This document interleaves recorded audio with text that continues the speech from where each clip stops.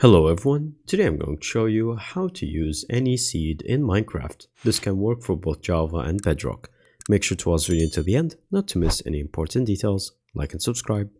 So as you can see right now I'm in Minecraft Java Edition, but this can work absolutely the same, where you go for single player or multiplayer, then you're going to create a new world, and then from here in the new world you can just name it whatever you want, and then from here in the world section you can see seed for the world generator. Now you can leave it blank, or you can use any random words, or if you find a good seed you can just paste it here. So what I would do is just go to Google, then from here just go to Minecraft Java or Bedrock seeds, and then you can see this is one of the best searches that you might get on the first one, and this is best Minecraft seeds for this specific version. Make sure that it matches the best version so that you can get the best optimal seed.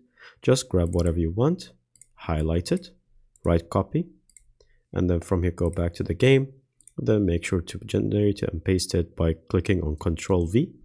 And once you do that, you can just either enable anything you want, customize for cheats or anything else, or just click on create new world.